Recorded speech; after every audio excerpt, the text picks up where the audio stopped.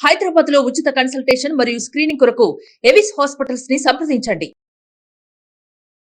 నమస్తే, welcome to Suman TV. ప్రస్తుతం పెద్దవారిలో పిల్లల్లో కూడా టైప్ 2 డయాబెటీస్ అలాగే ఫ్యాటీ లివర్ అనే సమస్య ఎక్కువగా కనిపిస్తూ వస్తుంది. ఒకప్పుడు పెద్దవారిలోనే ఎక్కువగా డయాబెటీస్ అనేది చూసేవాళ్ళం, ఇప్పుడు పిల్లల్లో కూడా కనిపిస్తుంది. అలాగే మద్యం సేవించే వారిలోనే ఎక్కువగా మనం ఫ్యాటీ లివర్ అనే సమస్య చూసేవాళ్ళం, ఇప్పుడు చిన్నపిల్లల్లో కూడా ఫ్యాటీ లివర్ సమస్య అనేది కనిపిస్తుంది. ఎందుకు ఇలా జరుగుతుంది? సో షుగర్స్ అంటే ఏమిటి, అసలు ఈ షుగర్స్ మూలంగా మన బాడీలో ఏం జరుగుతుంది, దీనివల్ల ఏ ఆర్గన్స్ ఎఫెక్ట్ అవుతాయి, ఈ విషయాలపై డిస్కస్ చేసేందుకు మనతో పాటు ఉన్నారు ఎండోక్రినాలజిస్ట్ డాక్టర్ రవిశంకర్ గారు from Apollo hospital, Jubilee hills. Hello sir. Hello అండి. సార్, జనరలీ ఇంతకు అంటే స్వీట్స్కి ఈ షుగర్స్కి అసలు ఏంటి సంబంధం? షుగర్స్ అంటే యాక్చువల్లీ ఏంటి? పేర్లోనే ఉంది, డయాబెటీస్ అంటేనే స్వీట్ జబ్బు. చాలా మంది స్వీట్స్ తింటే వచ్చేసే జబ్బు షుగర్ వ్యాధి అని చెప్పి అనుకుంటారు. ఇది కొంతమేరకు నిజం, కొంతమేరకు నిజం కాదు. ఎందుకంటే మిగతా అన్ని గనక సరిగ్గా గనక ఉంటే గనక స్వీట్స్ అప్పుడప్పుడు తిన్నంత మాత్రం షుగర్ వచ్చేది. కాకపోతే మిగతా పారామీటర్స్ సరిగ్గా లేకపోతే, అంటే ఎక్సర్సైజ్ చేయకుండా ఉండి, డైట్ కంట్రోల్ సరిగ్గా పాటించకుండా ఉండి, ఒబేసిటీ ఉండి, సరిగ్గా నిద్రపోకుండా ఉండి, ప్లస్ జెనెటిక్ టెండెన్సీ ఉంటే గనక మీరు కొన్ని స్వీట్స్ తిన్నా కూడా షుగర్ వచ్చేస్తుంది. సో ఈ ఎక్సెస్ స్వీట్స్ తీసుకునేది ఏదైతే ఉందో అది it adds to the burden అనమాట. అంతేగాని నార్మల్గా అన్ని హెల్తీగా మెయింటైన్ చేసి జెనెటిక్ టెండెన్సీ డయాబెటీస్ రావడానికి లేదనుకుందాం, అటువంటి వ్యక్తి నిజంగా కొంచెం స్వీట్స్ తిన్నా కూడా డయాబెటీస్ వచ్చేది. కాబట్టి ఒక రకంగా నిజం, ఒక రకంగా నిజం కాదు. ఏది స్వీట్స్ తింటే షుగర్ వస్తుంది అనేటువంటిది కొంతమేరకు అపోహనే చెప్పుకోవాల్సి ఉంటుంది. కాబట్టి ఇక్కడ మనం తెలుసుకోవాల్సింది ఏంటి, స్వీట్స్ అంటే ఏంటి. మన ట్రెడిషనల్ ఇండియన్ స్వీట్స్ లేకపోతే తెలుగు మన వాళ్ళ వంటలు కన్నా తీసుకున్నట్లయితే కనుక మనం లడ్డు కానీ లేకపోతే జిలేబీ కానీ, అంటే కొన్ని ఎగ్జాంపుల్స్ ఇస్తున్నాం, బూరెలు, అరిసెలు, ఓకే, ఇక్కడ భక్ష్యాలు తయారు చేసుకునేవి, వీటన్నిటిలో ఏముంటాయి అని కనుక చూస్తే మనం అందులో షుగర్ కానీ బెల్లం కానీ ఉంటుంది. ఈ రెండు రిఫైన్డ్ కార్బోహైడ్రేట్. వీటి వల్ల మన శరీరానికి అయితే మంచి ఏమి జరగకపోగా చెడు జరిగేటువంటి అవకాశం ఉంటుంది. దాంతో పాటు మనకు అందులో ఏముంటుంది, ముఖ్యంగా కనుక చూసినట్లయితే పిండి పదార్థాలు ఉంటాయి, అవి కూడా కార్బోహైడ్రేట్స్. ఆ కార్బోహైడ్రేట్స్ కూడా ఈజీగా అబ్జార్బ్ అయిపోయేవి. దాంతో పాటు అందులో ఫ్యాట్ చాలా ఎక్కువ ఉంటుంది. ఈ ఫ్యాట్ వల్ల ఏమవుతుంది, మనకు తెలియకుండానే కొలెస్ట్రాల్ పెరగటం, ఒబేసిటీ రావడం కూడా జరుగుతుంది. ప్లస్ ఇవన్నీ బాగా క్యాలరీ డెన్స్ ఫుడ్స్ అనమాట స్వీట్స్ అనేవి. దానివల్ల ఒబేసిటీ అనేది పెరిగేటువంటి అవకాశం ఉంటుంది. సో రోజు ఒక వ్యక్తి సుమారు ఒక 1700 కిలో క్యాలరీస్ తీసుకున్నారనుకుంటున్నాం.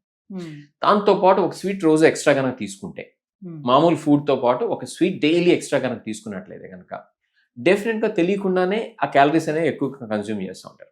దానివల్ల ఏంటి, తెలియకుండానే ఎంతో కొంత ఒక 50 గ్రాములు పెరుగుకుంటూ పోయినా కూడా ఒక 2 కిలోలు అనేది 6 నెలలకో సంవత్సరానికో గెయిన్ అవడం అనేది చూస్తుంటాం. అలా క్యుమ్యులేటివ్ వెయిట్ గెయిన్ అనేది ఉంటుంది. అది కూడా ఆ వెయిట్ గెయిన్ అనేది ఫ్యాట్ వల్ల కానీ మనకి ప్రోటీన్ వల్ల కాదు, అంటే మజిల్ మాస్ వల్ల కాదు.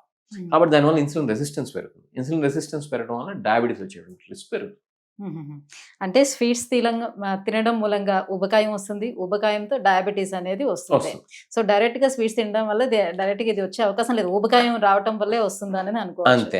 అంటే స్వీట్స్ తిన్నా కూడా మీరు ప్రాపర్ ఎక్సర్సైజ్ చేసి క్యాలరీస్ బర్న్ చేస్తే డయాబెటీస్ రావడానికి ఛాన్స్ లేదంటారు. సరే, అంటే లిమిటెడ్ క్వాంటిటీలో స్వీట్స్. మళ్ళీ ఇక్కడ స్వీట్స్ తినడం అంటే కిలోలు రోజు తినేస్తాను, బాక్సులు తినేస్తాను, నాకు షుగర్ రాదని అంటే అది నిజం కాదు.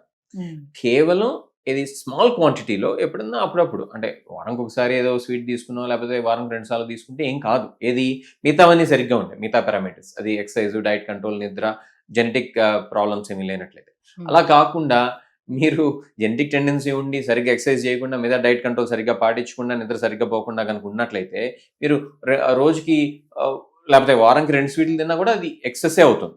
కాబట్టి ఇక్కడ తెలుసుకోవాల్సింది ఏంటంటే మిగతావన్నీ ఎలా ఉన్నాయి, మిగతా పారామీటర్స్, ప్లస్ మీరు ఎంత క్వాంటిటీలో స్వీట్స్ తీసుకుంటారు అనేది కూడా చాలా ఇంపార్టెంట్. ఇప్పుడు ఒక స్వీట్ తీసుకుంటే ఏం కాదు హెల్తీ పర్సన్, అలా కాకుండా హెల్తీ పర్సన్ కూడా రోజు కనుక ఒక 1/2 బాక్స్ స్వీట్స్ లాగిచ్చేస్తున్నాడు అనుకోండి, డెఫినెట్గా మరి ఇంతకుముందు మనం చెప్పుకున్నటువంటి ఫ్యాటీ లివర్ కావచ్చు, లేకపోతే కొలెస్ట్రాల్ పెరగడం కావచ్చు, ఒబేసిటీ కావచ్చు, బ్లడ్ ప్రెషర్ సమస్యలు కావచ్చు, ఇవన్నీ కూడా రావచ్చు. వీటితో పాటు డయాబెటీస్ కూడా రావచ్చు. సో ఫ్యాటీ లివర్ అనేది కూడా ఈ ఊబకాయం మూలంగానే వస్తుందా? సో ఒబేసిటీ మూలంగానే ఫ్యాటీ లివర్ అనేది ఈ మెటబాలిక్ సిండ్రోమ్ లో ఒక పార్ట్ అయిపోయింది ఇప్పుడు. ఎందుకంటే లావుగా ఉండేటువంటి వాళ్ళకి ఏమనుకుంటాం మనం, అరే ఇక్కడ గొంతు దగ్గర కొంచెం డబుల్ చిన్ వచ్చేసిందని అనుకుంటాం. అట్లానే ఏమనుకుంటాం, బొగ్గలు బాగా ఎక్కువ ఉన్నాయని చెప్పి అనుకుంటాం. మన తెలుగులో వాడుతుంటారు బొగ్గలు గూరే అని చెప్పి. చూడడానికి అంతా బాగానే ఉంటుంది కాస్మెటిక్, ఇది ఒక స్టేజ్ వరకు.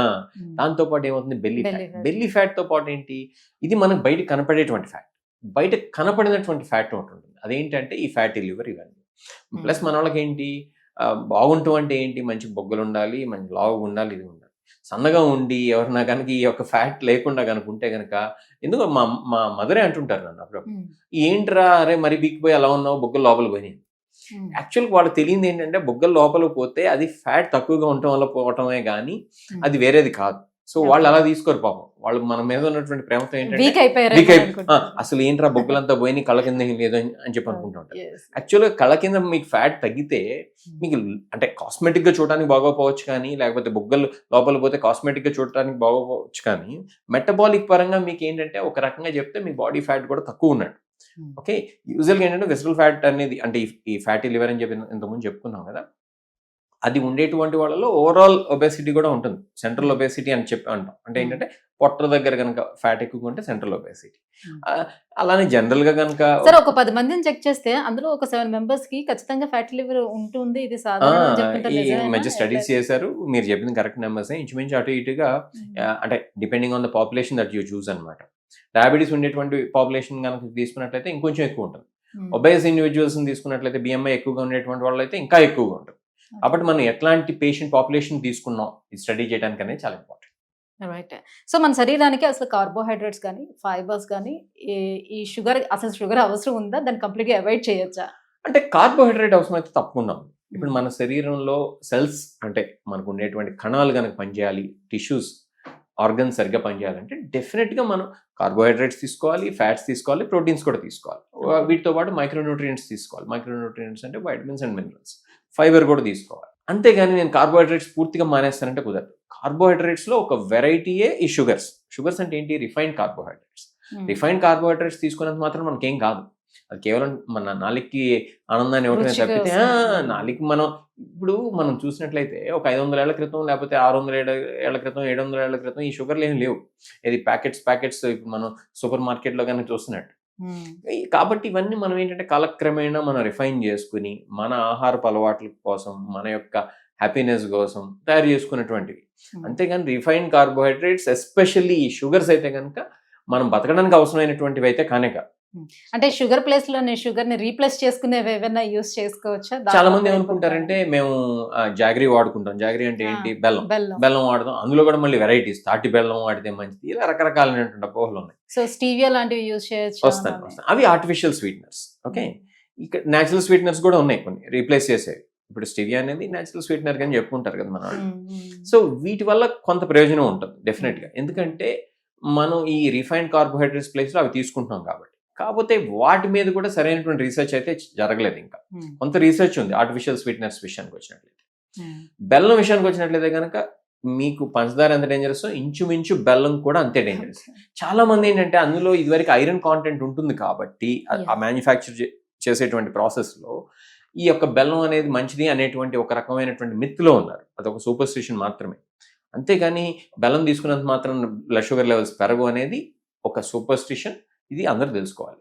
ఈ ఆర్టిఫిషియల్ స్వీట్నెస్ విషయానికి వచ్చినట్లయితే స్టెవియా లాంటివి లిమిటెడ్ క్వాంటిటీస్లో ఏం కాదు, కానీ అవి కూడా వెరీ హై క్వాంటిటీస్లో అవి మన శరీరానికి ఏం చేస్తాయి అనేది మనకు తెలియదు. ఇంకా ముందు సరైనటువంటి స్టడీస్ కనుక చేసినట్లయితే నిజంగానే స్టెవియా కూడా అంత మంచిది కాదని చెప్పి రావచ్చు. యాజ్ ఆఫ్ నౌ అయితే కనుక లిమిటెడ్ క్వాంటిటీస్లో అంటే 1-2 సార్లు తీసుకుంటే ఏం కాదు. అలా కాకుండా స్టెవియాతో చేసినటువంటి స్వీట్స్ అవి కూడా ఏం కావు అని చెప్పి చాలా మంది తినేస్తూ ఉంటారు. ఆర్టిఫిషియల్ స్వీట్నెస్తో చేసేటువంటి స్వీట్స్, డయాబెటిక్ స్వీట్స్ అని చెప్పి అమ్ముతూ ఉంటారు. అందులో ఉండే చివరికి మీకు షుగర్ క్వాంటిటీ ఉండకపోవచ్చు, కాకపోతే మిగతావన్నీ ఎక్కడ పోతున్నాయి? పిండి పదార్థాలు మిగతావన్నీ ఉంటున్నాయి. దాంతోపాటు మీకు ఫ్యాట్ కాంటెంట్ ఉంటుంది, గీ కానీ ఇవన్నీ ఉంటున్నాయి. దాంతోపాటు క్యాలరీస్ ఉంటాయి. కాబట్టి ఏదైనా సరే లిమిటెడ్ గానే తీసుకోవాలి. అంతేకాని ఆర్టిఫిషియల్ స్వీట్నెస్ తో చేశారు కదా, ఇది షుగర్ ఫ్రీ డయాబెటిక్ స్వీట్స్ అని చెప్పి వాడేసి విపరీతంగా తినేసినట్లయితే దానివల్ల కూడా వెయిట్ గెయిన్ ఉంటుంది. ఆ వెయిట్ గెయిన్ వల్ల వచ్చేటువంటి రకరకాల జబ్బులు, అది బీపీ కావచ్చు, కొలెస్ట్రాల్ కావచ్చు, హార్ట్ అటాక్స్ కావచ్చు, ఫ్యాటీ లివర్ కావచ్చు, డయాబెటీస్ కావచ్చు, ఇంకా చెప్పుకుంటే స్లీప్ యాప్నియా కావచ్చు, ఇవన్నీ కూడా రావచ్చు. సో గుండె సంబంధిత సమస్యలు రావడానికి డయాబెటీస్ ఏంటి లింక్? ఇప్పుడు ఒబేసిటీ కనుకున్నట్లయితే వీటన్నిటికీ అసలు సెంట్రల్ ప్రాబ్లం ఏంటి అని తీసుకుంటే ఒబేసిటీ. ఒబేసిటీ వల్ల పైనుంచి కానీ మొదలు పెడితే బ్రెయిన్ స్ట్రోక్ వస్తుంది. బ్రెయిన్ స్ట్రోక్ ఓకే, కంటికి సంబంధించినటువంటి సమస్యలు ఎక్కువగా ఉంటాయి, గుండెకి సంబంధించినటువంటి సమస్యలు ఎక్కువగా ఉంటాయి. అలానే మీకు బ్లడ్ ప్రెషర్ ఎక్కువగా ఉంటుంది, కొలెస్ట్రాల్ ఎక్కువగా ఉంటుంది, డయాబెటీస్ వచ్చేటువంటి రిస్క్ ఎక్కువగా ఉంటుంది, యూరిక్ యాసిడ్ ఎక్కువగా ఉండేటువంటి ఛాన్స్ ఉంటుంది, కిడ్నీ సమస్యలు వచ్చేటువంటి ఛాన్స్ ఎక్కువగా ఉంటుంది, ఆస్టియోఆర్థరైటిస్ మోకాళ్ళు అరిగిపోవడం ఎక్కువగా ఉంటుంది, ఫ్యాటీ లివర్ సమస్య ఎక్కువగా ఉంటుంది, గాల్ బ్లాడర్లో స్టోన్స్ ఎక్కువగా ఉంటాయి, పెరిఫరల్ వాస్కులర్ డిసీజ్ రిస్క్ ఎక్కువగా ఉంటుంది. ఇక మీకు ఎఫెక్ట్ కానటువంటి ఆర్గన్ ఏముంది, ఆడవాళ్ళు అయితే పాలిసిస్టిక్ ఓవేరియన్ సిండ్రోమ్ సమస్య ఉంటుంది. ఇట్లా మనం కనుక చూసినట్లయితే కనుక శరీరంలో ఇంచుమించు ప్రతి అవయవాన్ని ఈ ఒబేసిటీ అనేది ఎఫెక్ట్ చేస్తుంది. గుండెకి సంబంధించినటువంటి సమస్యలు ఈ ఒబేసిటీ ఉండేటువంటి వాళ్ళలో, డయాబెటీస్ ఉండేటువంటి వాళ్ళలో ఎందుకు వస్తుందని కనుక చూసినట్లయితే వీళ్ళలో కామన్గా ఉండేటువంటి ప్రాబ్లమ్స్ ఏంటి, బ్లడ్ షుగర్ ఎక్కువగా ఉంటాం, బ్లడ్ ప్రెషర్ ఎక్కువ ఉంటాం, కొలెస్ట్రాల్ ఎక్కువగా ఉంటాం. ఈ మూడు కనుక ఉన్నట్లయితే కనుక ఆటోమేటిక్గా ఈ యొక్క హార్ట్ అటాక్ రిస్క్ అనేది పెరిగిపోతూ ఉంటుంది. కేవలం హార్ట్ అటాక్ మాత్రమే కాదు, చాలా మంది తెలియనటువంటి విషయం ఏంటంటే లావుగా ఉండేటువంటి వాళ్ళల్లో హార్ట్ ఫెయిల్యూర్ రిస్క్ కూడా ఎక్కువగా ఉంటుంది. అది సైలెంట్ హార్ట్ ఫెయిల్యూర్ అంటే వాళ్ళకి తెలియదు, వాళ్ళ పాపం వాళ్ళకి హార్ట్ ఫెయిల్యూర్ ఉందని చెప్పి డాక్టర్స్ దగ్గరకు వచ్చినా కూడా అన్ని పరీక్షలు చేసేసేయారు కదా, ఒక పేషెంట్ వస్తే ఒక్కొక్కటి వాళ్ళ సిమ్టమ్స్ బట్టి చేస్తారు.